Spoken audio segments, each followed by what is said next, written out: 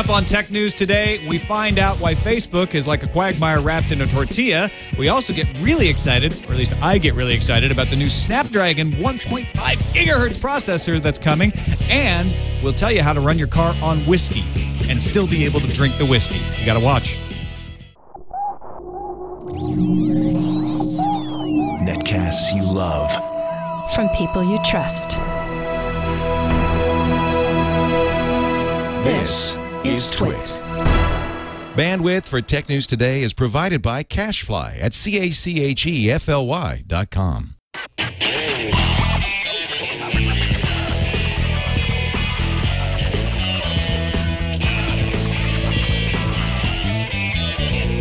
This is Tech News Today for Tuesday, August 17th, 2010. Tech News Today is brought to you by GoToMyPC. For those of us who work around the clock, access your files and applications around the clock, too, with GoToMyPC. For your free 30-day trial, visit GoToMyPC.com/TNT. And by Slingbox. Watch your favorite TV shows when you're away from home with Slingbox. Check them out at a Best Buy near you, or visit Slingbox.com/TWiT. Welcome to Tech News Today. I'm Tom Merritt. I'm Becky Worley. Behind the boards, our excellent producer, Erik Lanigan. Hey, guys. How are you? We are back again, all together. The band's back together, man.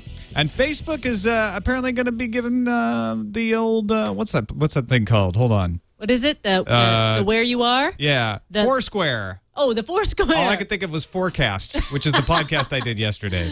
They're going to be giving Forecast a run. They're going to start doing a podcast about predicting the future. No, they're giving Foursquare a run for their money. Apparently, anyway, Kara Swisher says that they will announce this tomorrow. It is a location check-in feature for Facebook. That's the rumor that's on the table. There's an event scheduled at their headquarters, 4:30 Pacific time on Wednesday. And the issue is, will they be announcing location services with updates? Is this just going to be tying locations, almost like geotagging your updates? Is this going to be check-ins like Foursquare? Is it going to be something more that has to do with shopping or gaming? What are the options? Really, sky's the limit for Facebook. 4:30 p.m.? I know. What's up with that timing? Don't they know that all announcements are made at 10 a.m.? They have not consulted the Apple Playbook. Yeah, seriously. What's up with that? And they're going to have a big community event afterwards from 6 to 9 p.m. Oh, that's what it is. They just want to party. So it's all about the party. I think the interesting thing here is this does not necessarily have to be a competition with Foursquare. This could be, using the Facebook platform, it's called, a way for them to hook in to existing services that are already kicking butt, like Foursquare or Gowalla. And you could add location into a lot of other in-Facebook apps. Even, Farmville, there could be a lot of interesting ways to use this. So there's a big positive here, which is the idea of Facebook location intrigues me. I would like to be able to share that with my friends on Facebook, but I use Foursquare and Gowalla. I almost exclusively use Foursquare. I use Gowalla from time to time, usually when I'm out of state for some reason. I don't know why. They have the little, you can collect all the states thing on Gowalla. But if I can have my Foursquare status fed to Facebook, I'm in. If I have to start using the Facebook app to check in instead of Foursquare, then it's another competitor, and I don't think I'm going to do that. So I like the third-party integration, but at the same time, what else is Facebook going to do with this data? There's still a lot of hurt feelings over what Facebook has done with new data in the past, and location. There's that story that you were showing me earlier about Adam Savage's picture having geolocation in it. And he's gone and removed that feature from his phone. And so location is something that can really be a problem. It's a privacy invasion. I think this is ballsy on Facebook's part, given the flap and the debacle around privacy they've had in the very recent future. For them to just leap into this, which has huge privacy implications. Will it be opt-in by default? Will you have to opt out of it? It's hard to know. They're going to have to face some real issues around it if it is privacy. And here's the thing. It could be something completely different, but it's been leaked that it's privacy. The other thing that's interesting is there's a new competitor to Foursquare and Gowalla that's come out in the last couple of days called Shopkick, which it's a tie-in and gives you shopping rewards and gives you rebates and things like coupons and stuff, and it's actual physical check-ins in stores. You get points just for walking into Best Buy, and you can use those points in games for real-world purchases. And when you see the power of something like that And only a Facebook could really tie all these services together and have a tipping point to get us all on the location bandwagon, if you ask me. And this will be different than just having your Foursquare status posted to your Facebook status. I mean, this is going to be some sort of integrated separate thing, I'm guessing. It's not going to take up a space, I'm hoping, because you can already tie your status on one service to the other. That already exists. Right. We'll see at 4:30 tomorrow. I didn't get invited. You got invited, didn't you? No, I said I'm coming. You just said you're coming. No, I think I'm sending a crew, actually. I don't even think I'm going to make it. So. All right. Well, Facebook's going to be owned by somebody else sooner or later. Paul Siglia, as we all know, claims he owns 84% of Facebook because he did some contract work for Mark Zuckerberg. Or vice back in the versa. day. Or vice versa. Zuckerberg did some contract work for him. And Wait, what? So I thought Siglia got paid for helping with shares in Facebook. Is that well, not right? I think what happened is that he this is such a quagmire wrapped in a tortilla. This is a nightmare. Okay, basically this guy's a wood pellet salesman in New York. My understanding is that Zuckerberg was working for him, and this is Zuckerberg's story, and that he paid Zuckerberg. But for some reason, Siglia says that part of the exchange was that he got a large percentage of Facebook. Now he's produced a check, a $3,000 canceled check. That he paid to Mark Zuckerberg. Right. Okay. So he hired Mark. Right. But somehow in this transaction, there was the Facebook. That's what it was called back then. The Facebook part ownership was given to Siglia. And now he has this check, which has nothing written on it, like in Zuckerberg's handwriting saying, dude, this is for your share in the Facebook. There's nothing written on the check. It's just a canceled check. Maybe he was out cutting wood for him. We have no idea. April 25th, 2003, pay to the order of Mark Zuckerberg, $3,000. Means? Oh, look, they've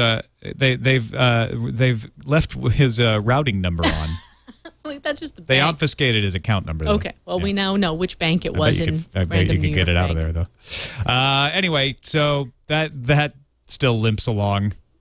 But it's kind of funny. I mean, the guy's holding It's on. hilarious. The guy's holding on, just hoping and praying that Zuckerberg gets tired and just writes a check. Like, dude, here's $100,000. Get out of my face. I already wrote him one for $3,000. What's so hard about writing one for, I don't know, $3 million? Come on. Is that so wrong? $300,000. Is that so wrong? It's $300,000 to Mark Zuckerberg today is less than $3,000 was to Mark Zuckerberg on April 25th, 2003. Good point. Yeah. Just write the check, buddy. We're sick of telling this story to the peoples. We can't even understand Don't give it. in, Mark. Hold tight against this fraudster.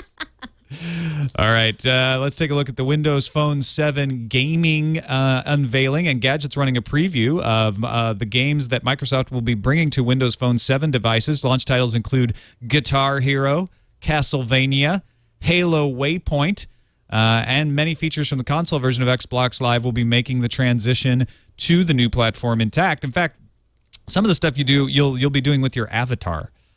Yeah, the avatar creation and customization on this was pretty cool. A lot of the games, the one you're looking at right now, if you're watching, it looks kind of like Doodle Jump or like the Mario kind of simulation where the guy's just little character figures booming all around. But there were some pretty neat first-person shooter games. I thought that the graphics were phenomenal, and Engadget says that it really renders in real time, looks good. As I look at the video of the guy using his thumb like a total maniac, all I can think of is massive RSI. We're talking tendon damage, physical therapy, No, these guys cortisone build up their shots. thumb muscles. Believe me, they do.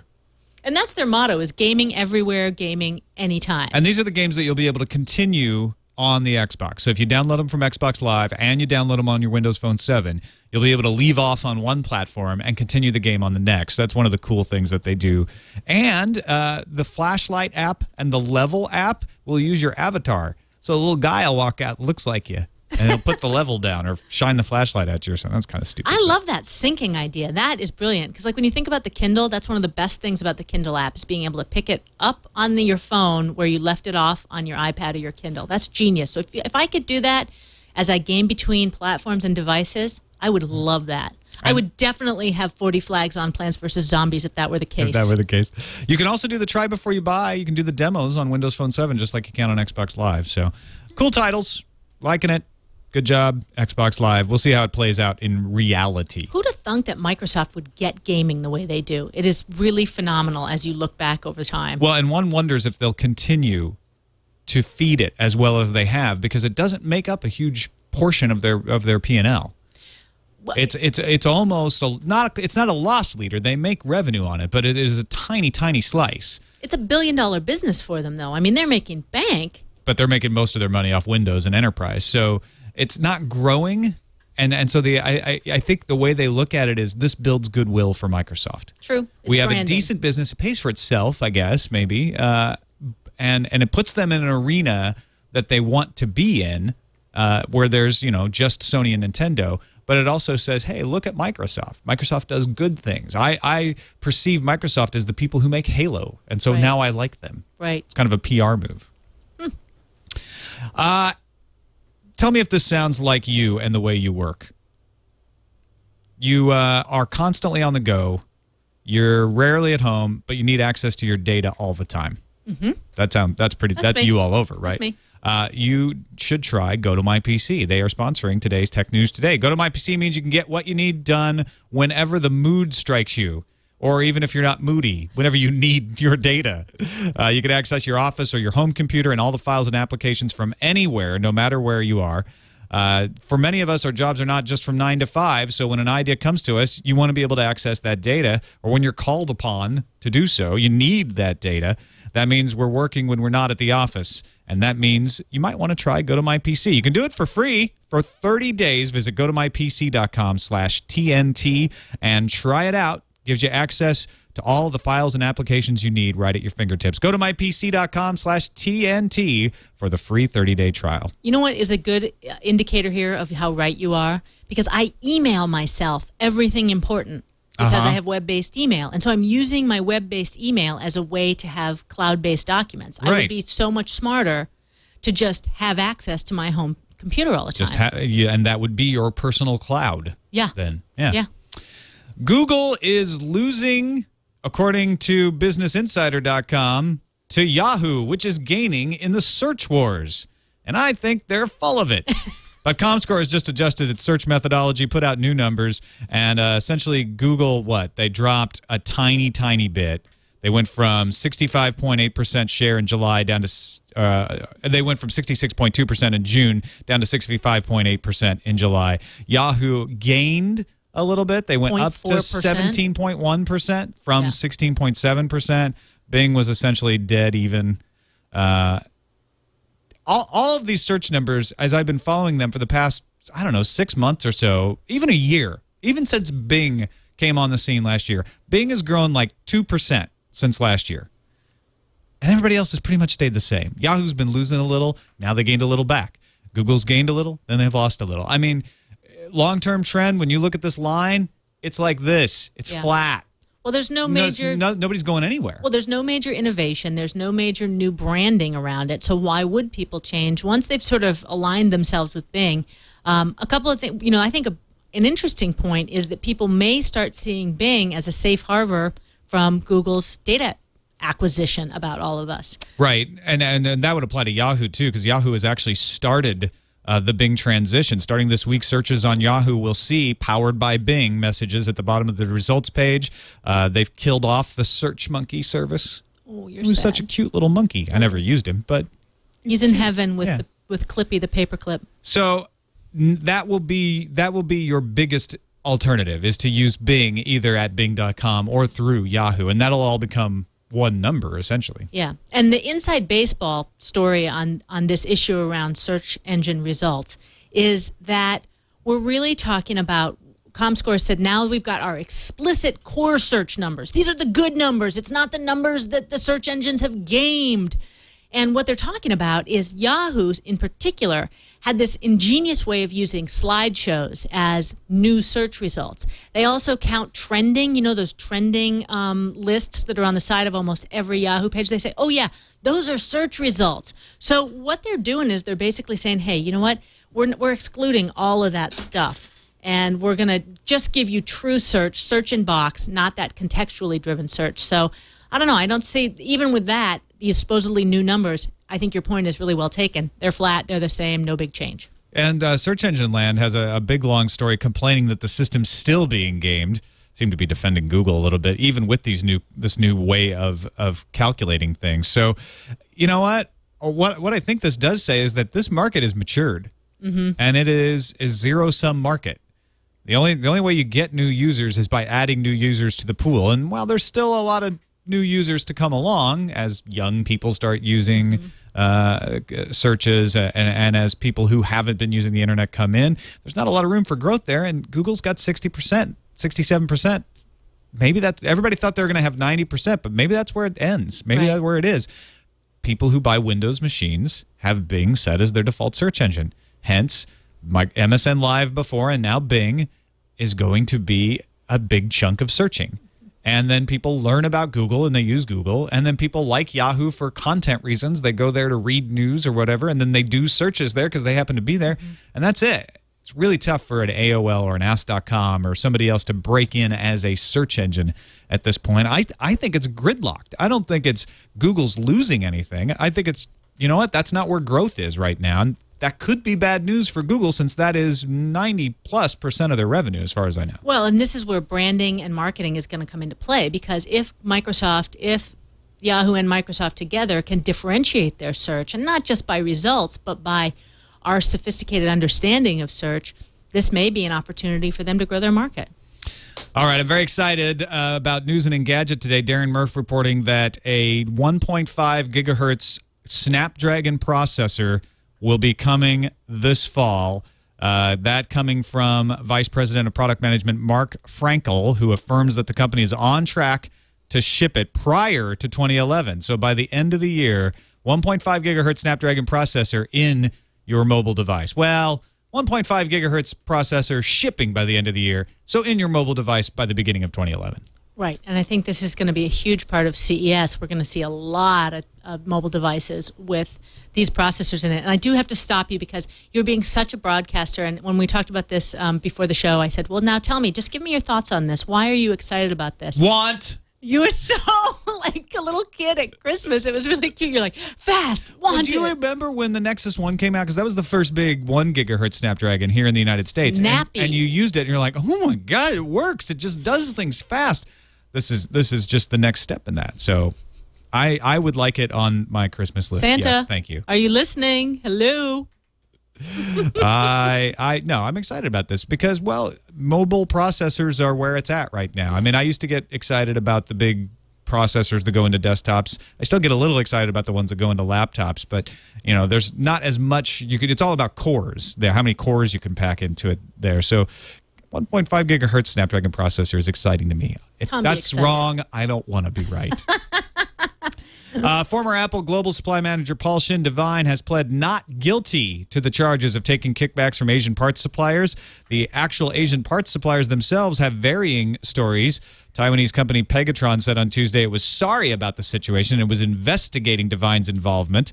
According to a statement sent to IDG, Pegatron said it was surprised to learn of the alleged conduct. At the same time, South Korea's Crescent told Reuters it did not have an inappropriate relationship with Devine. They just paid him for consulting. I did not have relations with that Apple manager. I did not have bribes with that product manager.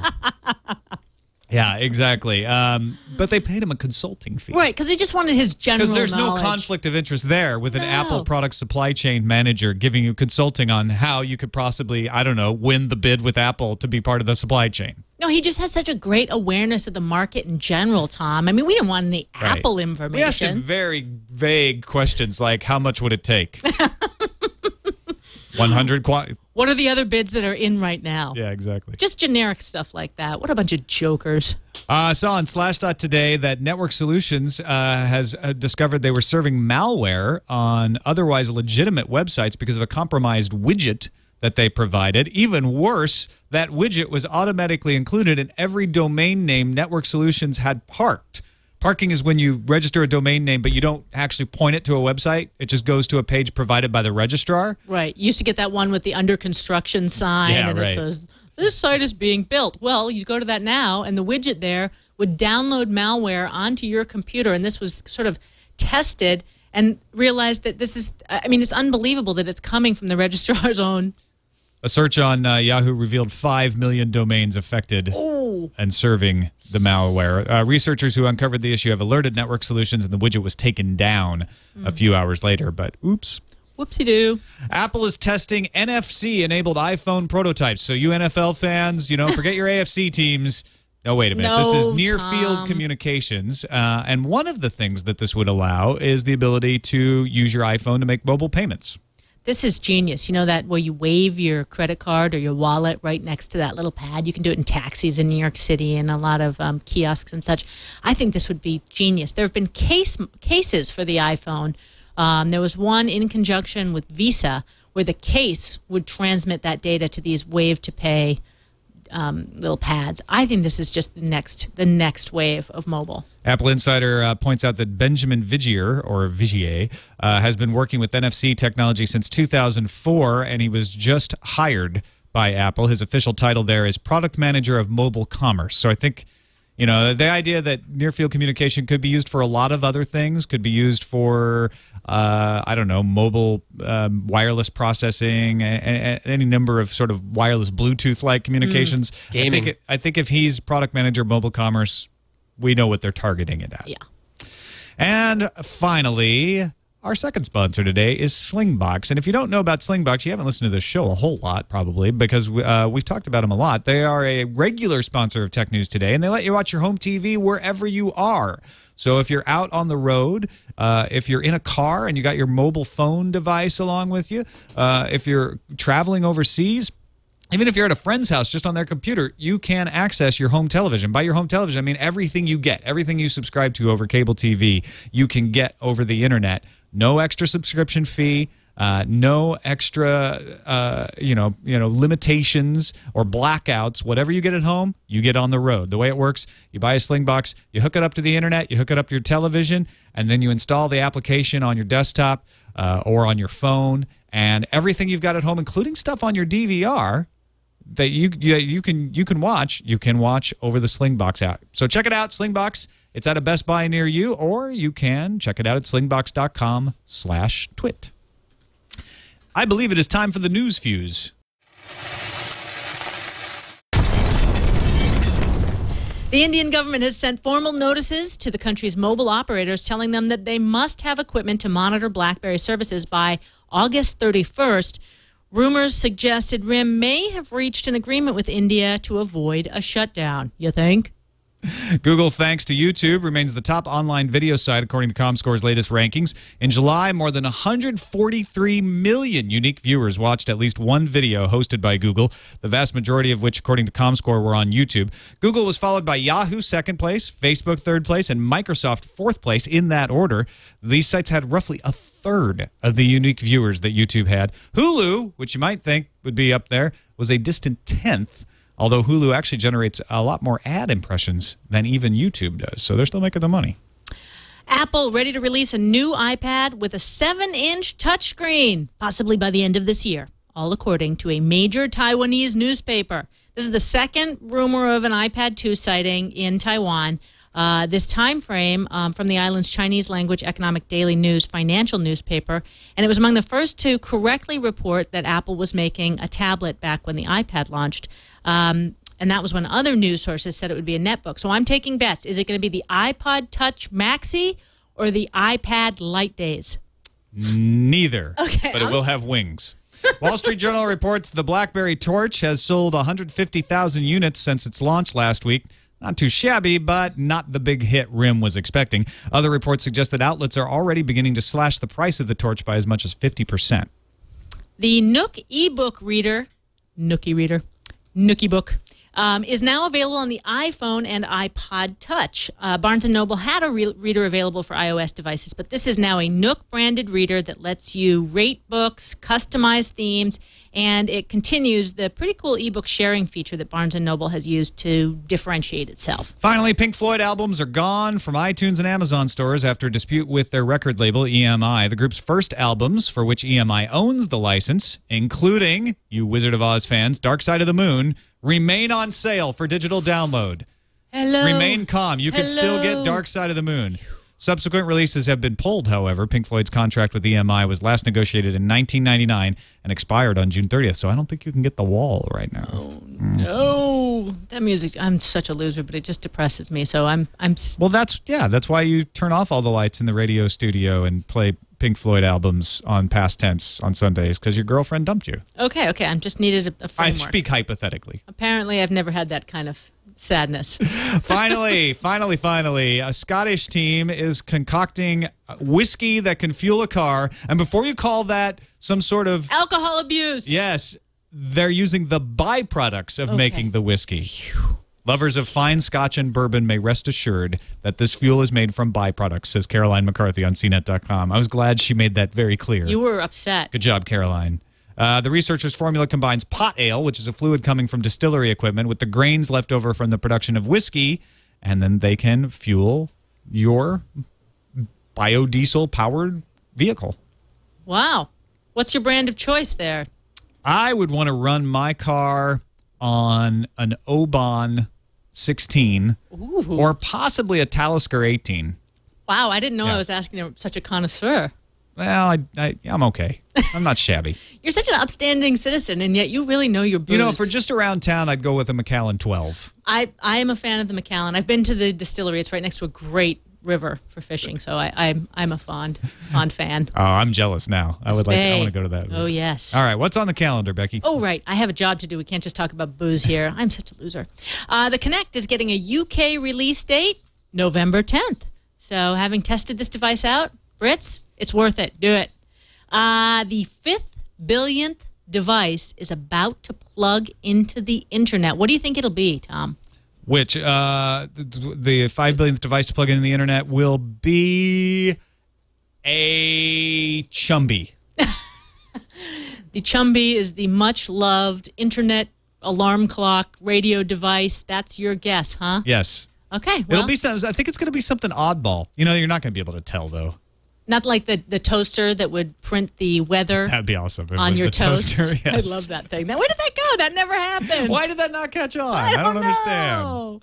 160 gigabyte PS3 Slim and 320 gigabyte Move bundle coming to the U.S. and Europe this fall. You excited about this? Well, yes, I am. I'm not going to buy one, though, because I just got a PS3 used, and I'm not going to get rid of it yet. Although $299 stateside ain't bad. 299 euros in Europe, that sucks. It's the same price. We're not at par with the euro, are we? No, I'm not.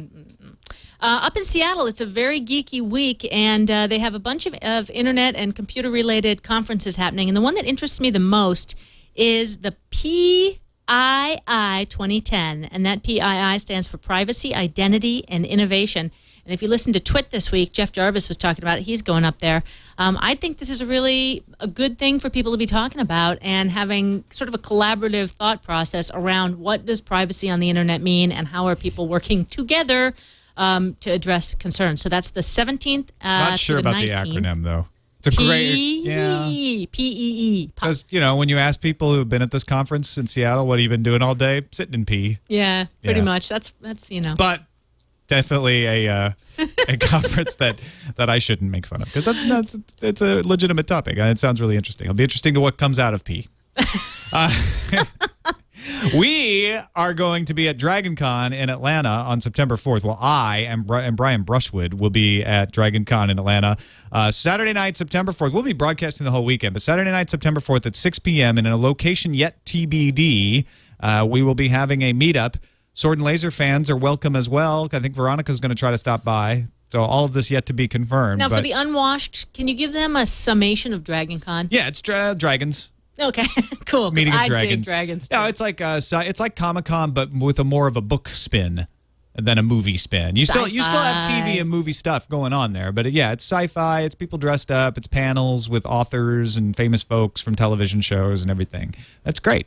I had a fantastic time, and I can't wait to go back.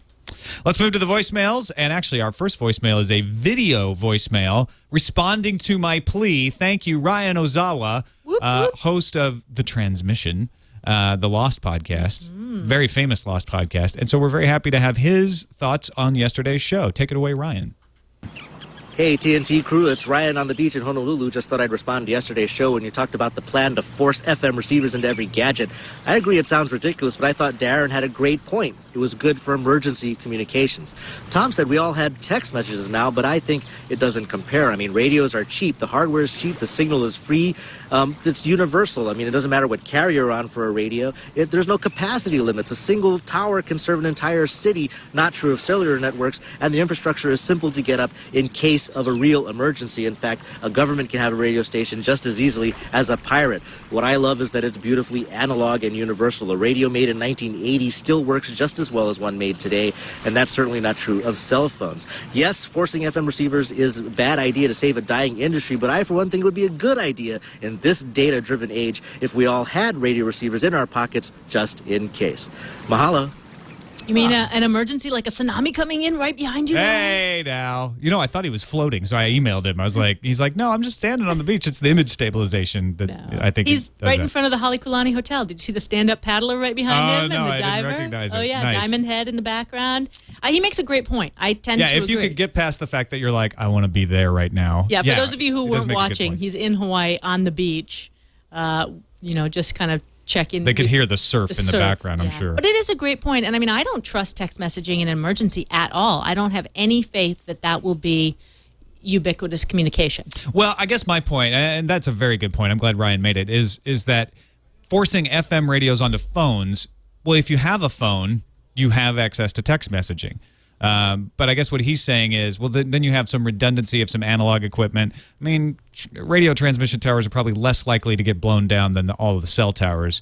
But cell towers are more responsive. Radio tower goes down, you can spring up a bunch of cell towers like they did at Katrina a lot faster than rebuilding a radio tower.